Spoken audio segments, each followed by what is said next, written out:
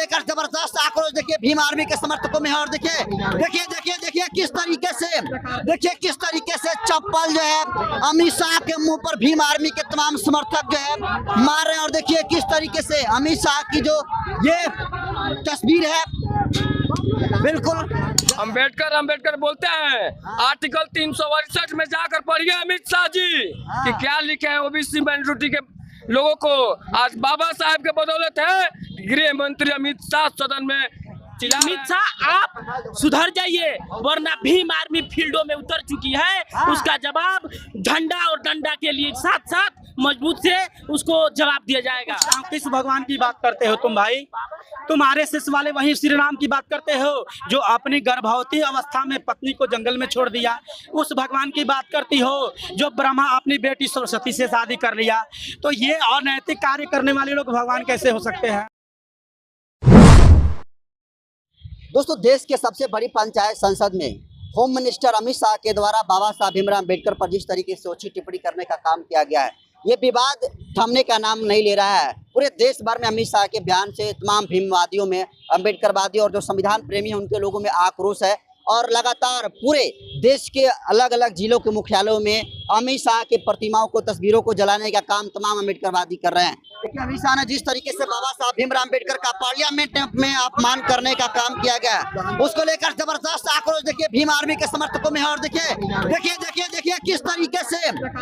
किस तरीके से चप्पल जो है अमित शाह के मुंह पर भीम आर्मी के तमाम समर्थक जो है मार रहे हैं। और देखिए किस तरीके से अमित शाह की जो ये तस्वीर है, बिल्कुल जला रहा है। और देखिए किस तरीके से अमित शाह जल रहे हैं। देखिए किस तरीके से अमित शाह के द्वारा जो बयान दिया गया था पार्लियामेंट में, पूरे देश भर के अम्बेडकरवादियों में इसको लेकर नाराजगी है। और आज देखिए ये बक्सर का अम्बेडकर चौक है जहां पर तमाम भीम आर्मी के समर्थकों के द्वारा अमित शाह का पुतला दहन किया जा रहा है।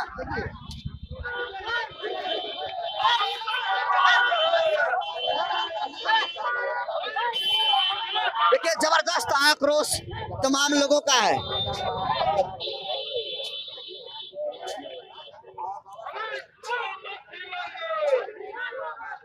वो हमारे लिए भगवान है, भगवान से भी बढ़कर अम्बेडकर हमारे लिए।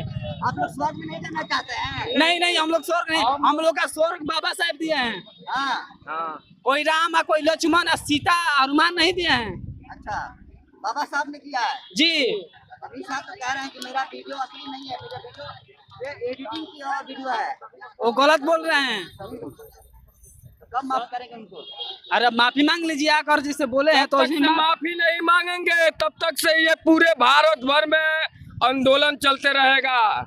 हाँ, क्यों माफी मांगे अमित शाह? अमित शाह बाबा साहेब को अपमानजनक टिप्पणी किया है। अंबेडकर बोलते हैं आर्टिकल 368 में जाकर पढ़िए अमित शाह जी कि क्या लिखे हैं ओबीसी माइनॉरिटी के लोगों को। आज बाबा साहब के बदौलत है गृह मंत्री अमित शाह सदन में चिल्ला रहे हैं और बोल रहे हैं अम्बेडकर। नहीं तो आज बाबा साहब नहीं रहते तो आपको पता चल जाता कि हम कहाँ बैठे हैं। हाँ, बाबा साहब के बदौलत में बैठे हैं अमित शाह। बाबा साहब के बदौलत बैठे हैं। अमित शाह को क्या करना चाहिए तो आप लोग माफ करेंगे?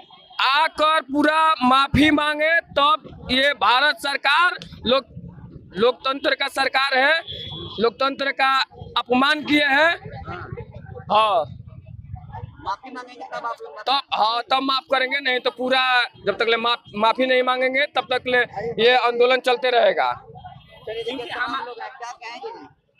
देखिए ये तो हमारे भीम आर्मी चीफ बड़े भाई चंद्रशेखर आजाद जी के आगाजू पर हम लोग ये पुतला दहन कर रहे हैं, जो कि अमित शाह अभी उम्र में बूढ़े हैं लेकिन राजनीति के बदला में बच्चे हैं, ठीक है।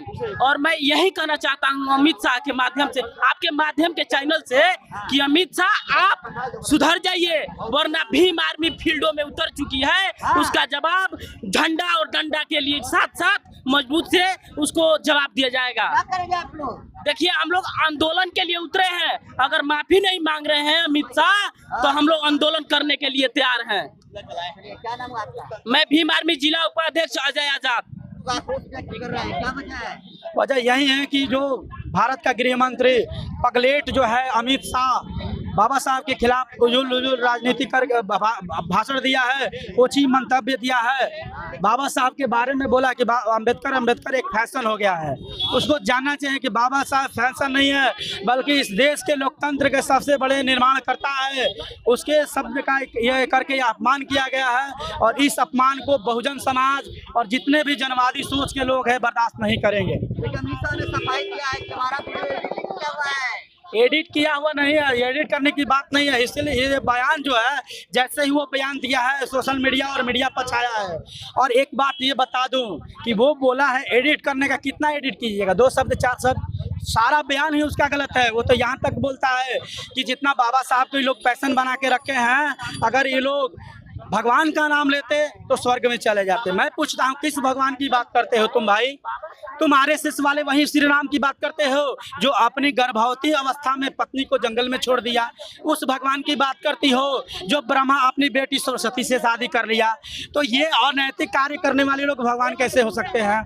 इस देश का वास्तविक अगर भगवान देखा जाए तो मजदूर किसान है और बाबा साहब है, जिन्होंने 2 बरस 18 महीना और 11 दिन कड़ी मेहनत के बदौलत उन्होंने भारत का संविधान दिया, जिसमें इस देश के मजदूर किसान सर्वहारा शोषित वंचित दलित लोगों की रक्षा होती है। और उसमें सबसे बड़ी ताकत ये है मौलिक अधिकार, जिसके बदौलत जो है अपने ह्यूमन राइट्स के अनुसार लोग लड़ते हैं, अपने अधिकारों को प्राप्त करते हैं। आपको स्वर्ग नहीं जाना है क्या? आपको स्वर्ग नहीं जाना है? अरे किस स्वर्ग की बात करते हैं? ये स्वर्ग और नर्क की बात करने वाले हिंदुत्ववादी आरएसएस के लोग हैं, और इनका मेन एजेंडा यही रहता है कि देश में हिंदू मुस्लिम करना, और जब चुनाव आता है तो दलितों को हिंदू बता देना, क्योंकि दलित हिंदू तभी नजर आते हैं जब चुनाव आ जाता है। उसके बाद चुनाव के बाद उसको कौन पूछता है?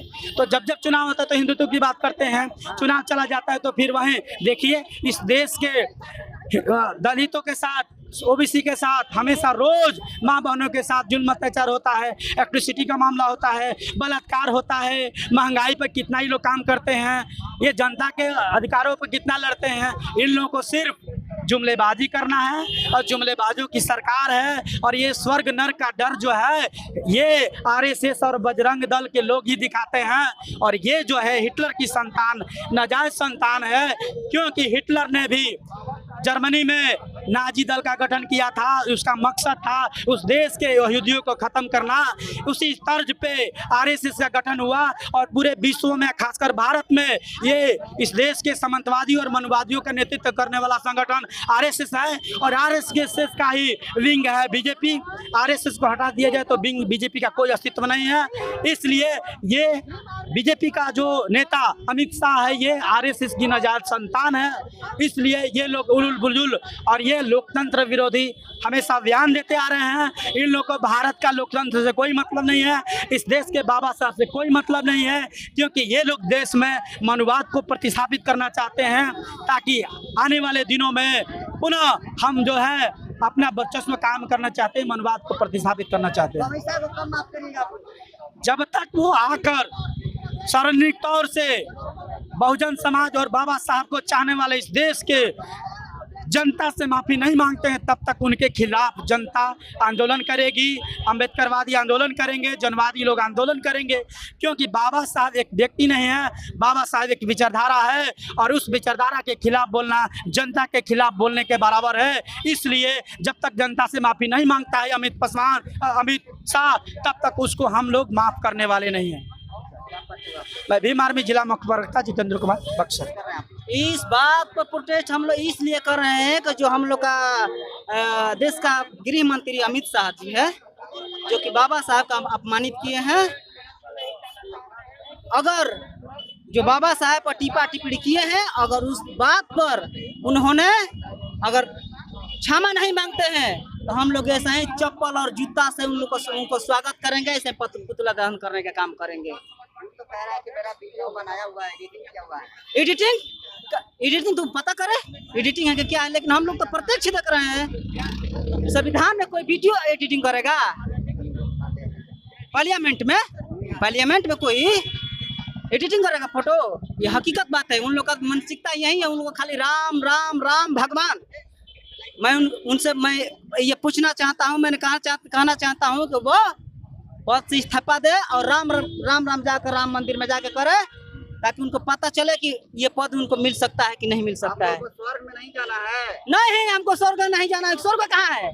स्वर्ग कहाँ है? स्वर्ग कहाँ? स्वर्ग यही हम लोग का है। हम लोग का स्वर्ग संविधान है, जो कि हम लोग का जिंदगी जीने के लिए सबको सम्मान देते हैं, अधिकार मिलता है, वही हम लोग का स्वर्ग है।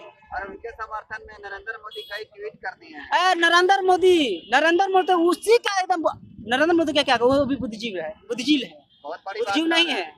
बड़ी बात हम बड़ी बात कहबे करेंगे। तो कब माफ कर रहे हैं अमित शाह को आप लोग? क्या? कब माफ कर? जब तक वो माफी नहीं मांगेंगे तब तक हम लोग धरना प्रदर्शन और उसका पुतला दहन करने का काम करेंगे। क्या नाम आप लोग यहाँ पर प्रदर्शन कर रहे हैं सर बाबा साहब के प्रतिमा के?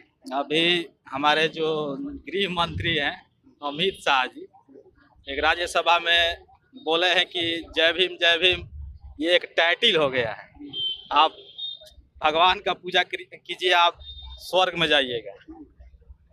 तो आपके चैनल के माध्यम से बता देना चाहते हैं कि अभी कोरोना काल आया था, उसमें इनका भगवान कहाँ था? अगर वो जिस पद पर वो बैठे हैं उनको शायद पता नहीं होगा कि वो पद बाबा साहब का दिया हुआ पद है, संविधान का दिया हुआ पद है। इससे भी उनको शर्म आनी चाहिए। अभी देखिए, अभी आग सुनगा हुआ है, जितने हमारे भारत के अम्बेडकरवादी हैं अभी आग सुनगा हुआ है। तत्काल में वो जैसे वो राज्यसभा में हमारे बाबा साहब पर अभद्र टिप्पणी कर वो बात बोले हैं, वो अगर जल्द से जल्द माफी नहीं मांगते हैं तो बिहार ही नहीं पूरे भारत में नीला क्रांति होगी। वो तो कह रहे हैं कि वीडियो मेरा बनाया गया, एडिटिंग किया हुआ वीडियो है। ना देखिए सर, अगर एडिटिंग किया हुआ वीडियो रहता तो वो राज्यपाल में बोले हैं, वो मान लीजिए कि एक का एडिटिंग किया हुआ वीडियो रहेगा, जितना विपक्षी के लोग हैं सारे के यहाँ ये वीडियो है। देखिए, बात यह है कि जब चोर पकड़ा जाता है ना तो बोलता है ना कि हम चोरी नहीं किए हैं, बात वही है, सेम वही बात है। हमारी मांगे हैं कि वो राज्यसभा में जैसे वो बोले हैं बाबा साहब को अभद्र टिप्पणी किए हैं, वैसे सोशल मीडिया पर आकर सार्वजनिक रूप से माफी मांगे, अन्यथा भीम आर्मी संघर्षों से जानी जाती है। अभी तो ये टेलर था, अगर वो सार्वजनिक रूप से माफी नहीं मांगते हैं तो बिहार ही नहीं पूरे भारत में नीला क्रांति